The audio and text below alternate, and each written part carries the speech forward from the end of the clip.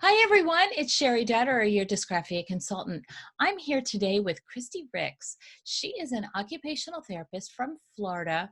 She is an adjunct professor at a local university down there. And I am so glad to have you here. Welcome, Kristi. Thanks. I'm glad to be here with you. So one of the things that I like to do when I'm doing these interviews is find out a little bit about why you became an occupational therapist. So tell us the story behind how you found OT. All right. So, how I found OT, I've always had a passion for helping others. And originally, I was set to go to nursing school, believe it or not. Oh, Yes. And then I found myself in the exercise science um, physiology realm. And I always thought I was going to become a PT. Like my heart was set on becoming a PT. However, once immersed in PT and OT, I found that I was more intrigued by occupational therapy. And I kind of shifted my focus there because it just matched my personality and everything that I had believed in a little bit better. So here I am 18 years later. 18 years, isn't it amazing? So tell me a little bit about what areas of OT you've worked in over the last 18 years. Specifically, all in pediatrics. Wow, All in wonderful. pediatrics. I started out in an outpatient clinic, Okay. and then I moved over to a preschool for children with autism, specifically for ages 3 to 5. And then that brings me to my current position as a part-time occupational therapist at Nova Southeastern University for their rehabilitation clinic. And I've been there. That's amazing. Now, do you do lecturing as well? I have been asked to do some lectures, and actually during COVID, I actually helped support the Master's Occupational Therapy program online and helped to supervise some online services that they were providing because all of their fieldwork sites had been canceled. So yes, so Okay. I definitely got part of that. Wow, fieldwork gone virtual. Yes. That is sending chills up my Yes. spine. Wow, ouch. Okay, so how did that work? I'm sorry, that's blowing my mind. How did virtual fieldwork work? Okay, so what it was is we weren't actually doing per se therapy. It was more like play-based things, and they would come up with a treatment plan, and it was during Zoom, and I would give them feedback, and they would interact with the parent and teach the parent what to do and things like that. Yeah, so it definitely was an amazing experience for me as a therapist and for the student. So they were more like side by side with you or in their Nope. home? They They were with the student. Nope. It was they were with themselves. They were at home. The parents were with the child, and then I was on. So it was a three-way Zoom. Okay, okay. Three-way Zoom. Yep. Wow. Hmm. Great. So Yes. they created the virtual treatment plan. The parent was implementing, and you were there giving expertise and guidance. Absolutely. Yep. That's what I was doing. Wow. That sounds like a whirlwind crash course in virtual treatment. it Wow. Okay. was fun. I believe that those students have a much better feel for that whole virtual environment than even maybe some of the practicing therapists Absolutely. who really didn't have that extra person to sit back and go, okay, maybe this would have been a better way. So I don't know. Maybe they Right. had a better experience. I know Yeah. I had a tough time going from face to virtual. Absolutely. Yep. It was a great learning experience for everyone, for Yeah. sure. And I think it will continue to be that way because I truly don't believe that the entire school year is going to remain the way it used to be. It is going to be, some days are going to be in person, some days are going to be virtual. It's going to fluctuate Absolutely. from time to Yep. time. That is for sure. Especially down here in Florida. It's going to be more Uh, virtual at the I beginning. think it's going to be everywhere. Yes, Everywhere. for sure. So. Yeah. So tell me a little bit about that caseload. You say you're 3 to 5 year olds. Your focus is on play. How does that work with the whole virtual world? Well, What? actually, the students that I helped to supervise with the students, they were older. They were more ages 5 to 9. Oh, okay. So they were school-based. They were school-based kids. Yeah, the ones that I helped to supervise. Yes, Right. there were some younger ones, but I wasn't supervising them. So, yeah. All right. And the caseload for those kiddos that you were utilizing, using during that time period, I imagine had an IEP, 504. Well, actually, the students that we found to do the virtuals, they no, they did not have IEPs or anything like that. They didn't even really have. They were getting services, OT services in the school, but obviously their services had stopped. So it was more about practice. It was a practice session for the Okay. the OT. Okay.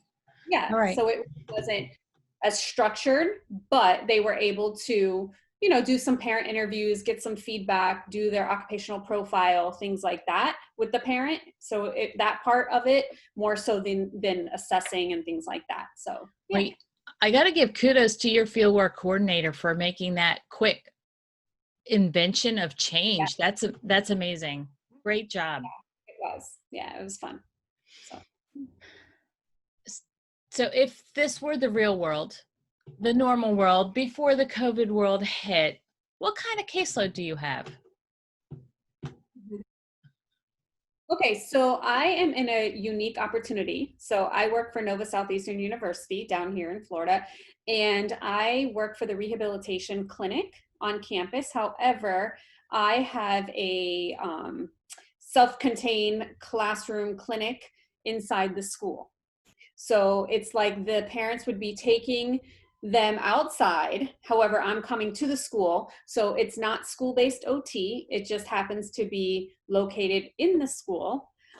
So it's all insurance driven, and it's also, or cash pay. So what's cool about my situation is it's like I'm school-based therapist, but not. So I still have the opportunity to consult and collaborate with the teachers and really bridge that gap from therapy on the outside to within school. So it's a very unique situation that I'm in. Where do these students come from? Are they employees' children, or are they from outside into the community, or what? So it's a private school. Okay. So on the campus, it services, the school that I work at services pre-K, they call it junior kindergarten, to 5th grade. But they also have a middle school and a high school and a preschool. So I'm at the lower school, which is JK to 5th. So the students there, sometimes they'll get identified by by a teacher, and then that's how I would come in. But I only service students that attend that school. Okay. All right. Yeah. So they don't have to be an employee of the university to participate in the school. No. The school happens to be held on the university. I'm starting to understand a little bit of how the connection works. It's really a community-based school that just happens to be housed on the university. Yes. So it's basically a whole thing, like a womb to a tomb kind of theory that Nova Southeastern University has. So basically you can start as an infant, and actually my kids went there for daycare because I worked there, so they were able to go. And then it's all the way through postdoc. You could basically stay there and get all of your education from pre-K all the way to postdoc. Wow. They have a program for all the way through. So do they get a discount then if they do that? Employees do get discounts, yes, for the school, because it is a private school. So you do have to pay to attend. So yes. Wow. Cool. Yeah, cool. Very, very cool opportunity that I have to serve those kids. So I believe it was back over the winter that you took Handwriting Brain Body Disconnect, the course, and you have become, Yeah, I took it last summer. Last summer. Is it been that long already? Yes. I was the first class. You were the founding member. How wonderful Yes. is that? Yes. So you've had this certification a year. How has that 20. changed what you understand about OT and dysgraphia, and how has it changed your practice? You know, when I started taking this, actually, it was during the summer. I think we had this. I wasn't able to consult with any of the teachers, Mhm. with this. But now I have a good understanding of like even some of the assessments that you were talking about in your book about, the reading things and things like that to really help the teachers when they are giving some of those reading assessments and things like that. That really was very eye-opening for me because I never was part of that, I guess, assessments or anything like that. So Mhm. now going in, I've been able to sit with some of the teachers while they're giving some of these assessments. Wow, And that's great. So the test that we're talking about in the course is the DIBELS. The Mhm. DIBELS is a reading fluency assessment. So you've actually sat next to a teacher Mhm. or behind a student or somewhere in Right, the room, in the room, and yes. you've been able to see what the student is reacting while the teacher's giving the DIBELS. Oh Yes. my gosh, that is Yes, I a have. dream come true on my end, Yes. because that means that the collaboration between you and the teacher is happening, and it is Mhm.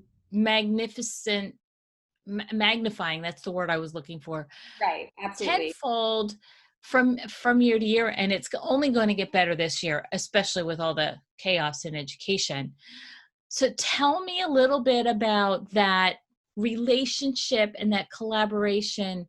How have you seen a change from September to May? Well, I haven't actually been back with its students since March. Okay, so March then. So yeah, so March. So, but funny enough, so on top of me also servicing children one-on-one, I also have a new unique opportunity where they on campus have a program called the Bridges program, and that services students that need extra support in reading and or math, Okay. and they also get speech and language, OT, and guidance support. So Okay. I have that unique opportunity that I'm able to um, service the kids as a group. So I'm able to be in there during their writing times, during their reading times, and really. That is really cool. That doesn't happen necessarily in a public building. That is really, and not, I don't hear that in a private school either. So that is amazing that that particular environment's been embracing that whole world of special needs Mhm. students along the way. Amazing. Yeah, so I have the opportunity to be in the classroom, like, half an hour, at their reading time or their writing time. And then I also have the opportunity to take them to the therapy room for half an hour a week as a group. And then, yes, so I have been able to, use some of the strategies that I learned in your course, and really show the teachers what I learned, and really collaborate that. So I do have that opportunity. And during the COVID, I actually continued running my groups online with them, with the students via Zoom. And it was so much fun. Like it was so much fun. Wow. So I had that opportunity to do that. So Sounds like you have a very, very, very unique role I do. as an occupational therapist. Yeah, I, I'd love to clone you across the Right? country. Wow, that is amazing.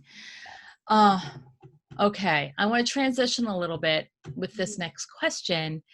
And learning all the stuff that you've done as a dysgraphia specialist, you have this unique role that you're playing. What is your favorite do-it-yourself treatment? My favorite is getting the kids to come up with some sort of obstacle course.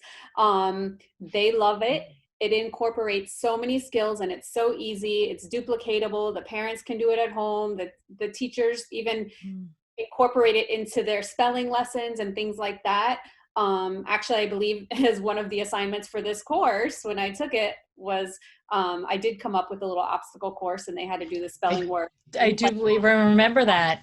Yep, so hands down is my favorite activity, along with doing any sort of visual activity, a simple maze, because those can be recreated. You don't need anything. The parents can make them. I can make them, and it really helps the students with all kinds of stuff, because I see a lot of students that have, some visual insufficiencies and things like that. Really incorporating, I think those two are my hands down go-tos for. Did that change with the course? Not so much, but I incorporated a lot of the activities, like the spelling and the rhythm and things like that. I did incorporate a lot more of those things of what I learned in the course. So yes. Cool. It was very cool. So do you have one of those things in the hallway that they laminate on the floor that has a sensory path to the classrooms? I do not have that. The obstacle courses that your students are creating and that they're utilizing in the classroom is unique to that particular student or classroom, and it is not necessarily transferable from the classroom to the hallway. That's cool. Yes. Nope. It's not in the hallway. Nope. Yeah. Cool. So what is your greatest challenge? I would say the biggest challenge that I have is communicating face-to-face with the parents, because I am in this unique opportunity that I don't really interact so much with the parents because I'm in this self-contained thing. So, I do a lot of phone tag with parents and things like that. One good thing though is that the teachers do class dojo or something like that. So if I do something really cool with them, we'll take pictures and she'll send it on class and say, hey, they saw Mrs. Ricks in OT today, and this is what they did, and things like that. Yeah, so I do have that connection with that. I'm not allowed to send class dojos, but the teachers will do it on my behalf. Okay.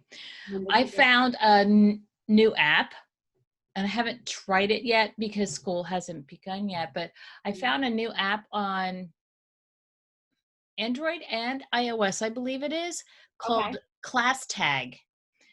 And I don't know if that would be something you would permitted to create your own classroom or classrooms with the student groups that you have, that you could go, we're talking about this week. And yeah, so I think that's one of my biggest challenges, is being able to have that face-to-face interaction with the parents. So what about getting on Zoom with them?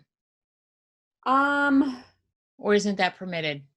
Yeah, from the student, I mean, with the teachers, yes, I'm able to go on Zoom with them. However, via like telehealth through seeing my kids individually, it's a little tricky with Nova University. Yeah. Okay.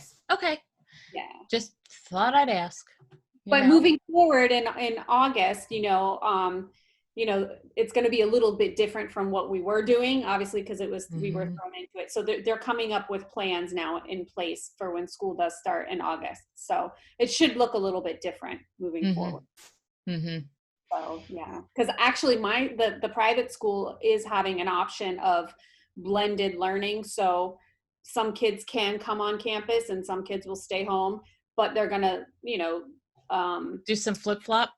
Yeah, they're going to flip-flop, and then they're also going to be Zooming it online, streaming it. So whatever the student is getting in class is what they're getting at home. So they'll be able to watch it if they're not there. Yeah, so we'll see. I don't know how OT will look, with groups and things like that. But we'll figure it out. I've been working with a teacher and talking a little bit about what their school is doing, and they're doing morning and afternoon classes. And I said, well, when is OT happening? And she's like, I have no idea the answer to that question. So I don't know if they just haven't rolled that out to the teachers, that the teachers are aware, or what the scoop is. I've had to write a health and safety plan for my business, and my business is me, myself, and I for my students. Right. So it was kind of weird writing a policy and procedure, but I had to tell the school what my plan was to protect myself. Right. Absolutely. Basically, I resorted back to when I was a home care therapist, and I kind of wrote all the home care plans that I was doing before and just kind of tweaking it for COVID. Okay.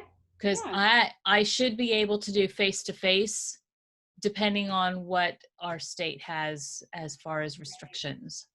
Okay.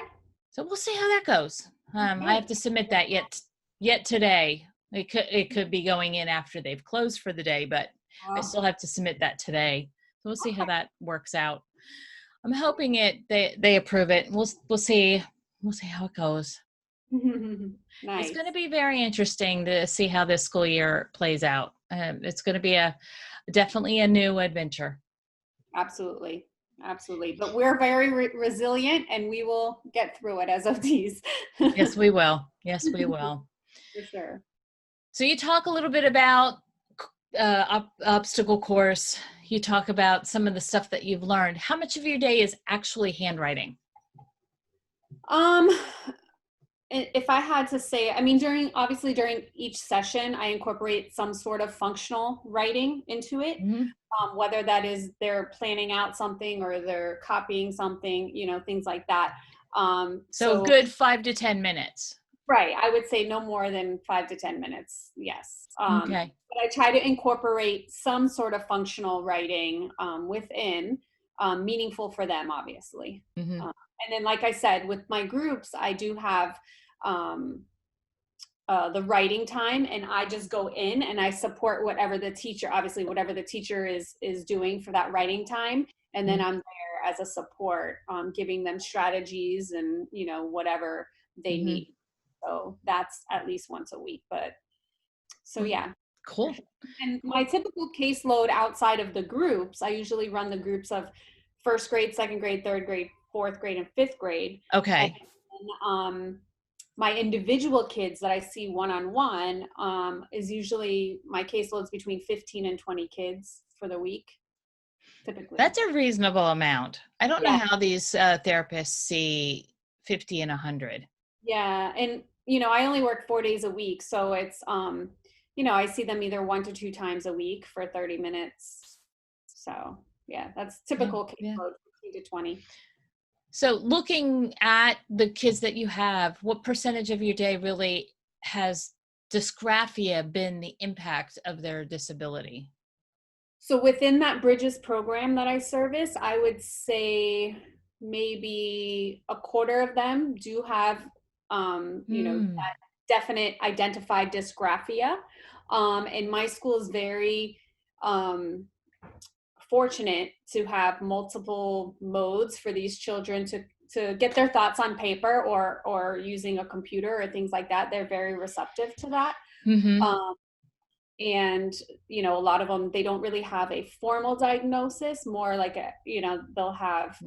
They have the signs and symptoms that they're showing, but Yes, not so much a formal diagnosis, but, a lot of the kids have, ADHD, they have dyslexia, things like that. But they definitely are showing the signs of dysgraphia. I would say at least a quarter of them, for sure. Which fits the percentage of 33% of students in the country are anticipated to have a dysgraphia. So that's pretty much on par with the percentage. Right, for sure. Absolutely. So before I ask my last couple questions, do you have any questions for me? So I know you had talked about this when we did our course, but what led you to writing this actual book? Yeah. So and really making that connection from seeing it in practice. So I'm sure people want to know, just making that bridge, because you have these ideas, and a lot of people have great ideas, but then like really merging it together and being able to teach others. So I had this parent that asked me from the very first time I was there, how can my child read and not be able to write? I was like, I don't know. And she kept persisting. And I started to come home and reflect. I have twice exceptional kids. I Mhm. have very, very bright students. My daughter had difficulty with spelling. My son has selective handwriting problems. Let's put it that way. He can write beautifully if he cares to. He can be the most sloppy handwriting if he doesn't care what he's writing. Mhm. So I was like, yeah, what's that all about as well? And I know I struggle with getting conversational style writing down on paper. Mhm. I was challenging myself to write that book. Mhm. And initially it was like, I want to write a book. I was very hesitant about the topic at first. Mhm. I didn't want it to be a handwriting curriculum because I felt like everything was out there. It was great. I mean, each one has its own little quirk, but I was not going to write a handwriting curriculum. What can I write about that is going to empower my passion of helping kids write? Mhm. The more I started investigating dysgraphia, the more I found out there's nothing there. I Mhm. was actually doing a Google search this morning and I found this one website that said, somebody has finally wrote a book on dysgraphia. Okay, what an endorsement. But that's what I am finding when I go back and I look over the past year and a few months it has been. One thing I have noticed, if you go on Amazon, there's like multitudes and multitudes of categories that you can put your book in. Mhm. My book has not fallen below 100 in either of the any of the three categories that it is labeled under. So it's in learning disabilities, it's in handwriting reference, and it's in special needs textbooks. Oh, wow. And the one that really surprises me is it has stayed in the top 25 in Wow. handwriting reference. So there Nice. is a need out there. I found this morning also that there is a homeschool group that was taking quotes out of my book and posting them on their page. I'm Oh, wow. like, whoa. So I'm starting to be quoted, which is totally humbling. Yeah, for sure. And my publisher was teaching me how to take the book and taking it from a transactional approach to being a transformational approach and creating the course. Mhm. And I knew that the course was the first foundation. I mean, that had to be the square one.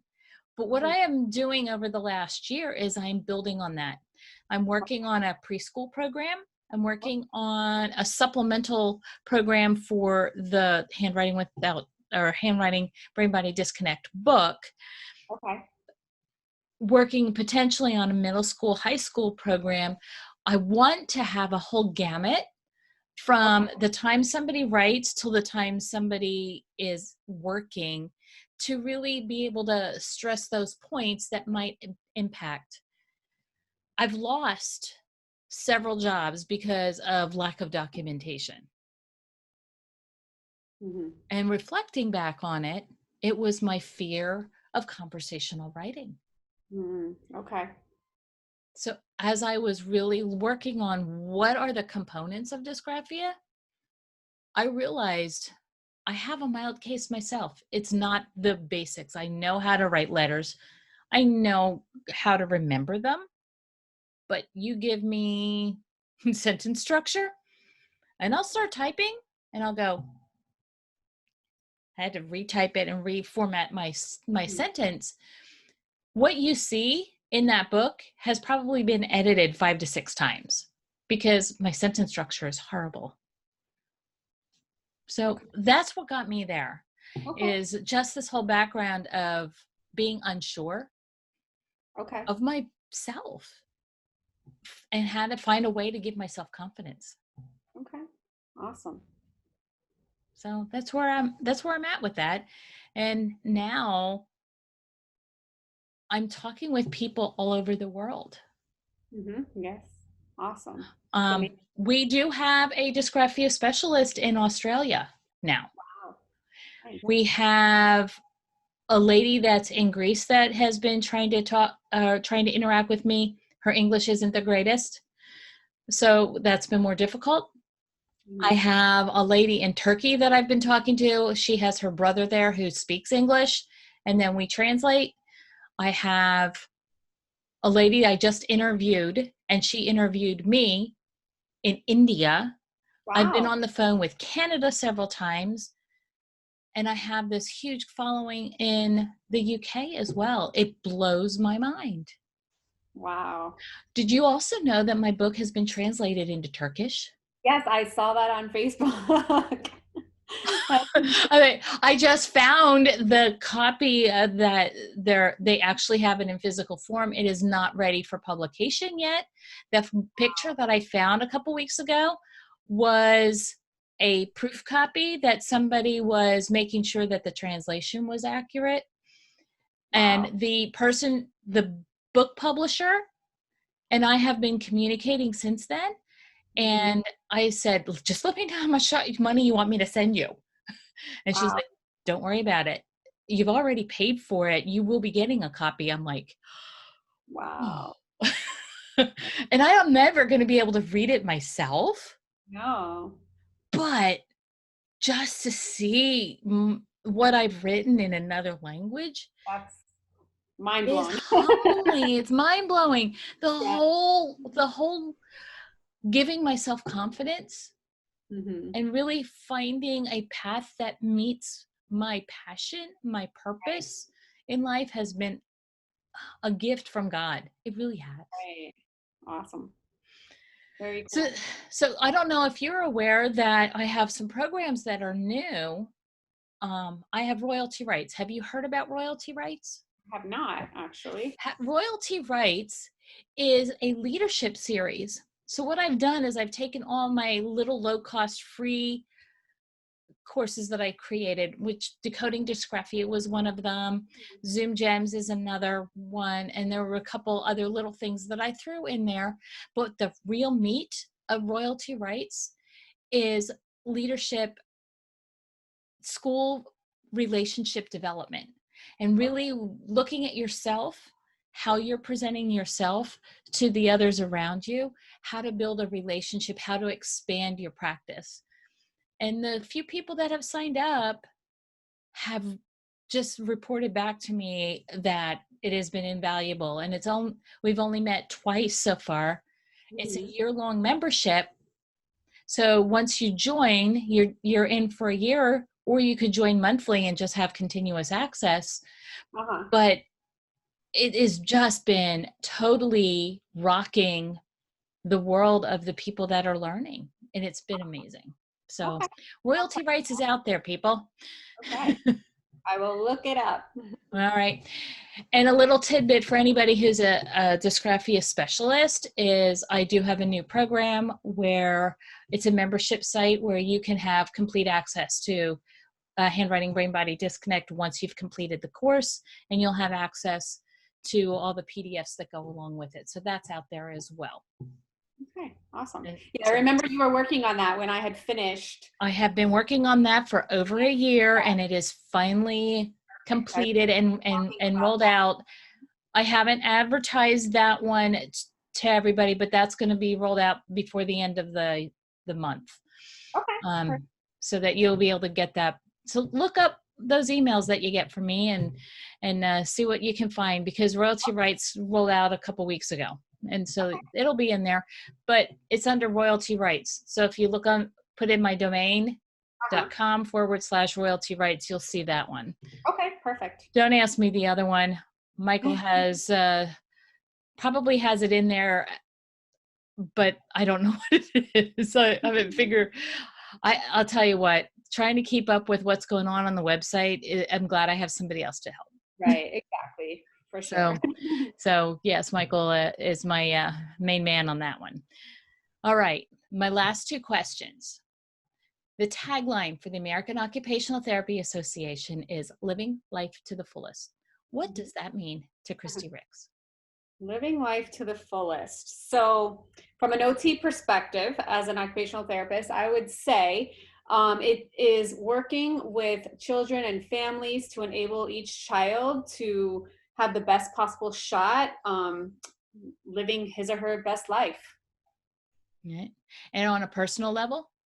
Personal level is the same thing. Like actually we're from a personal level, my husband's going through a job change right now. And, Hmm. you know, looking back, you think, oh, everyone's so negative about, you know, starting a new position, but he and I are just like, we're ready. We want to ride this out and live our life as best as we can for our two boys, you know? Wonderful. You know, Love it. Love it. actually being in quarantine or whatever is really like, you know, you either go one way or you go the other way. And we've really been positive about it, use the time to work out together and really, you know, bettering ourselves about it. So for sure. Lovely. I love it. I love it. So Yeah.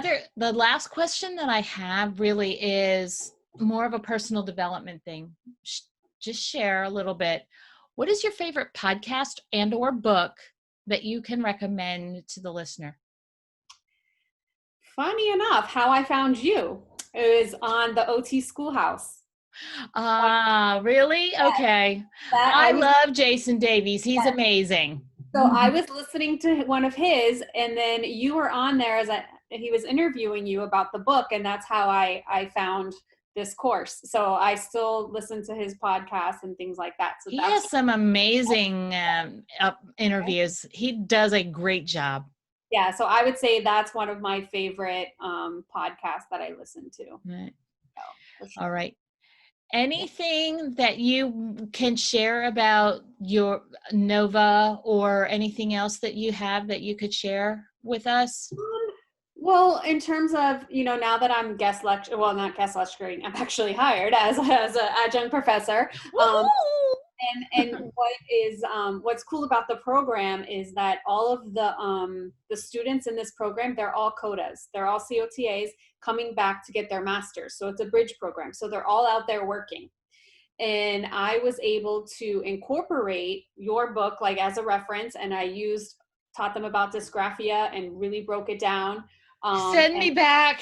Oh my gosh. so I definitely, because I was teaching the intervention class and things like that. So I definitely, when it was time for the handwriting, you know, portion of that, I was Hmm. able to go through this, and really I referenced your book and everything like that. Wow. Yep. I'll have to send you the PowerPoint or whatever, like what, you know, with your, Well, that would be great. I'm sure that oh, the people that are watching this would love to have a copy of that PowerPoint mhm. just to see how it's being used in Mhm. the OT classroom. Right.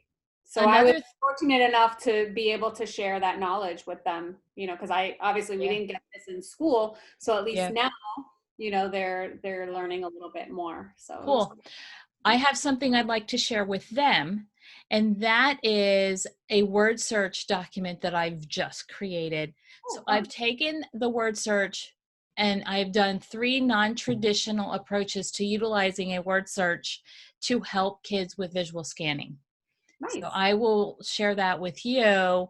and I will include that in the show notes for the audience so that they can see that. And I'm going to be doing a whole bunch more of those.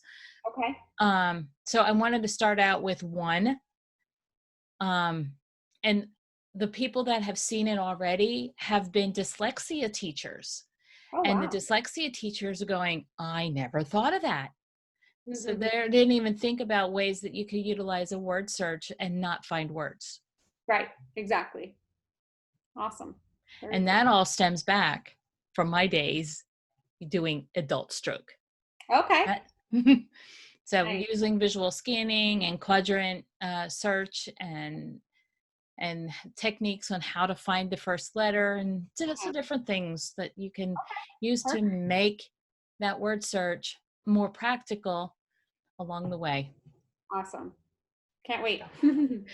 Thank you so much, Kristi, for coming. Is there anything that you want to leave with the audience? No, but like we were just talking about, that it definitely is practical knowledge that you can use um, in your practice. So So definitely was thank you. worth it. It was Thank a good, you. Thank you so much for coming on today, following up. I'm sorry that it has taken me this long to reach out and talk to you. I should have done this 6 months ago. So thank you so much for coming no on. problem. My And pleasure. I look forward to seeing you in royalty rights. Yeah, sounds like a plan. All right. Thank you so much. Mhm.